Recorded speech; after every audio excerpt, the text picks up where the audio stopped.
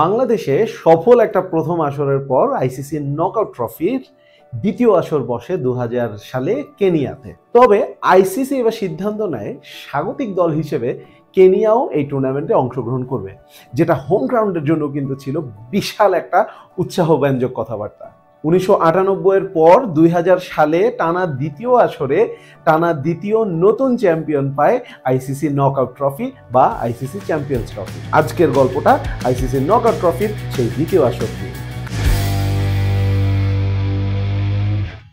এবারের আসরে বাংলাদেশও কিন্তু খেলেছে, কারণ ততদিনে বাংলাদেশ টেস্ট স্ট্যাটাস পেয়ে গেছে। তাহলে আগের 9টা টেস্ট দল সাথে বাংলাদেশ, টোটাল টেস্ট খেলুড়ে দল হলো 10টা, স্বাগতিক দল কেনিয়া টোটাল 11টা দল নিয়ে এবারের আসর বসলো কেনিয়ার নাইরোবিতে। কেনিয়ার জন্য এটা কিন্তু ছিল বিশাল এক উপলক্ষ। মানে কেনিয়া যে প্রথমবারের মতো কোনো আইসিসি ইভেন্ট আয়োজন করেছিল, ব্যাপারটা শুধুমাত্র এখানেই সীমাবদ্ধ ছিল না। সাউথ আফ্রিকার বাইরে পুরো আফ্রিকা মহাদেশে প্রথম কোনো আইসিসির বৈশ্বিক আসর বসে এই কেনিয়াতে এই ট্রফির মাধ্যমে। টুর্নামেন্টের ফরম্যাট এবারও নকআউট, হারলেই বা প্রথম ম্যাচ থেকেই এই ধরনের একটা প্রেশার। প্রি কোয়ার্টার ফাইনাল রাউন্ডে বাংলাদেশ আর কেনিয়া তো ছিলই, তাদের সাথে ইন্ডিয়া, শ্রীলঙ্কা, ওয়েস্ট ইন্ডিজ এবং ইংল্যান্ড তারাও কিন্তু খেলে এই প্রি কোয়ার্টার ফাইনাল রাউন্ডে র্যাঙ্কিং এর নিচের দিকে থাকার জন্য। বাংলাদেশের খেলা হয় ইংল্যান্ডের সাথে। প্রথমে বাংলাদেশ ব্যাট করে, জাভেদ ওমর বেলিম পুরো 50 ওভার ব্যাটিং করেন, অপরাজিত থাকেন, ওপেনিং এ নামে 63 রান করেন তিনি। সেই সাথে আমিনুল ইসলাম বুলবুলের 30, আর শেষ দিকে লোয়ার অর্ডারে নাইমুর রহমান দুর্জয় যিনি ক্যাপ্টেন ছিলেন তিনি করেন 46। সবকিছু মিলিয়ে বাংলাদেশ 8 উইকেটে করে 232 রান। তখনকার দিনের বাস্তবতার বিচারে বাংলাদেশ ইংল্যান্ডের সাথে 232 রান করেছে, এটা কিন্তু বেশ বড়সড় একটা খবর ছিল। তবে সাফল্য এতটুকুই, মাত্র 2 উইকেট হারিয়ে 44 ওভারেই লক্ষ্যে পৌঁছে যায় ইংল্যান্ড। তো যাই হোক, এদিক থেকে তো বাংলাদেশকে হারিয়ে উঠলো ইংল্যান্ড, ওদিকে কেনিয়াকে হারিয়ে ইন্ডিয়া, আর ওয়েস্ট ইন্ডিজকে হারিয়ে শ্রীলঙ্কা উঠে যায় কোয়ার্টার ফাইনালে। কোয়ার্টার ফাইনালে ভারতের ম্যাচ ছিল দি মাইটি অস্ট্রেলিয়ার সাথে। সেবারের কোয়ার্টার ফাইনালে অস্ট্রেলিয়া হেরে যায় ইন্ডিয়ার সাথে 20 রানে, এবং ওই অস্ট্রেলিয়া শুধু ভারত না, যে কোনো দল ওই অস্ট্রেলিয়াকে হারানো মানে ছিল একটা আপসেট।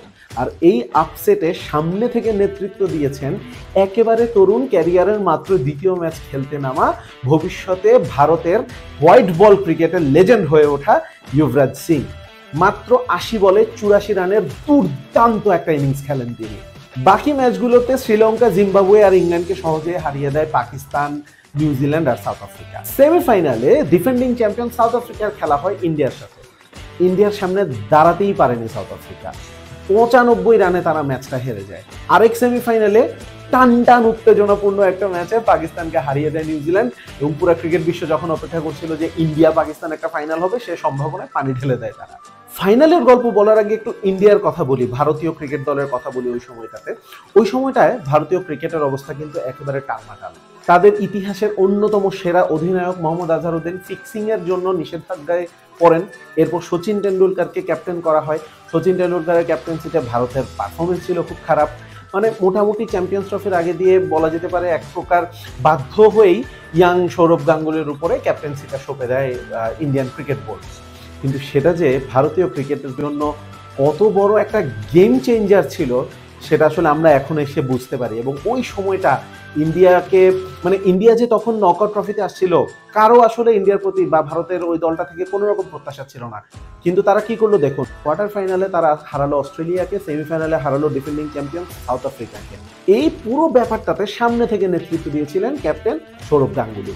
সেমিফাইনালে নট আউট একটা 100 করেন ওপেনিং এ নেমে, 295 রান যে করেছিল সাউথ আফ্রিকার সাথে, সেখানে 142 বলে 141 রান করে অপরাজিত থাকেন সৌরভ গাঙ্গুলি। আর সেমিফাইনালের পরে ফাইনালেও তিনি করেন আরেকটা 100। পুরো টুর্নামেন্টে 4 ইনিংসে মাত্র তিনি 348 রান করেন। দ্বিতীয় স্থানে যিনি রয়েছেন সাইদ আনোয়ার, তিনি সম্ভবত 209-10 রান করেছিলেন। মানে আপনি বুঝতেই পারছেন যে টপ 2 রান গেটারের মধ্যে কত ডিফারেন্স রানের।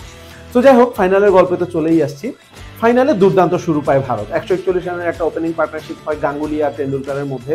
গাঙ্গুলি 117 রান করেন, টেন্ডুলকার 69 রান করে আউট হয়ে যায়। তো সবকিছু মিলিয়ে ইন্ডিয়া 264 রান করে, যেটা কিন্তু বেশ ভালো একটা স্কোর ছিল। বোলিংয়েও কিন্তু ভারতের শুরুটা ছিল দুর্দান্ত। তখনকার নিউজিল্যান্ড ক্যাপ্টেন, নিউজিল্যান্ড লেজেন্ড বলা যেতে পারে, Stephen Fleming, superstar batting line আপের যেই সদস্য যারা অন্যরা যারা ছিলেন, Nathan Astle, Craig McMillan, Roger Twose, এই সমস্ত ব্যাটারকে ফিরিয়ে দিয়ে মাত্র 132 রানে 5 উইকেট তুলে নেয় ইন্ডিয়া।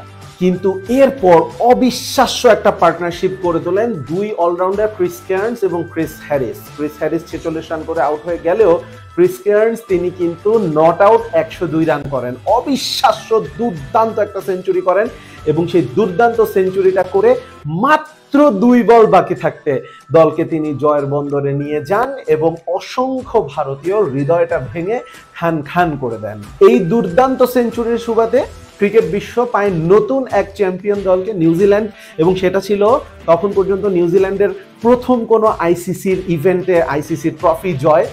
আর ভারত তারা যদিও ট্রফিটা জিততে পারেনি, কিন্তু ক্রিকেট বিশ্বে একটা বার্তা কিন্তু দিয়ে দিয়েছিল যে যতই ফিক্সিং এর জন্য টালমাটাল হোক না কেন, ভারত কিন্তু এগিয়ে আসছে নতুন এক পরাশক্তি হয়ে। এবং পরবর্তী সময়ে ভারতের গল্পটা কিন্তু ছিল দুর্দান্ত, পরের আসরেই ছিল দুর্দান্ত। সেই গল্প করব নেক্সট এপিসোডে। আপাতত এই ভিডিওটা যদি ভালো লাগে কমেন্টে জানান, আপনার মতামত জানান, 2000 সালের কোন স্মৃতি আপনার রয়েছে সেটা জানাতে পারেন এবং আমার চ্যানেলটা যদি সাবস্ক্রাইব করে না থাকেন অবশ্যই সাবস্ক্রাইব করুন।